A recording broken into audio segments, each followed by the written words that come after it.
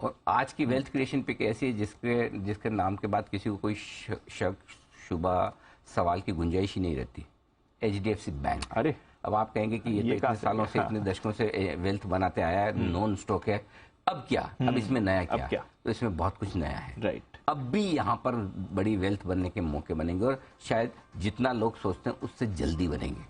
उसकी एक बड़ी वजह दीप है कि अब HDFC और HDFC बैंक दोनों का जो मर्जर होने जा रहा है, मर्जर होने के बाद ये एक ऐसी संस्था बनेगी जो मार्केट कैप के लिहाज से टॉप 3 में तो हो ही जाएगी आराम से, और उसके अलावा दुनिया के टॉप 10 फाइनेंशियल इंस्टीट्यूशंस में आने की इसकी संभावना बन जाएगी।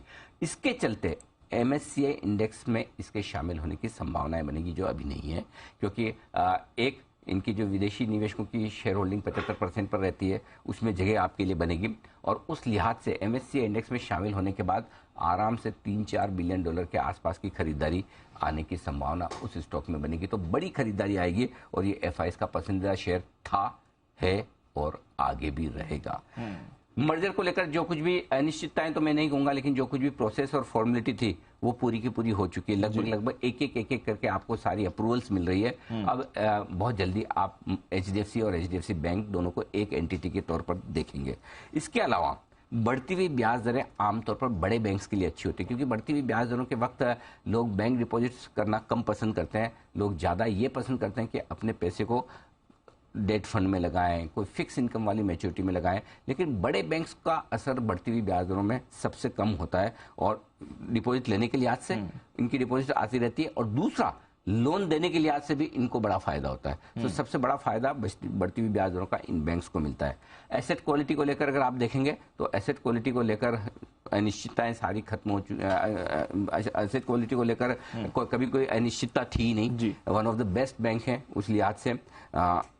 इस स्टॉक में अब भी 5 साल में दुगुना होने का दम है मिनिमम, इससे ज्यादा ही होगा, लेकिन अब तक का ट्रैक रिकॉर्ड हर 4.5 साल में HDFC बैंक दुगुना हो जाता है भाव के हिसाब से।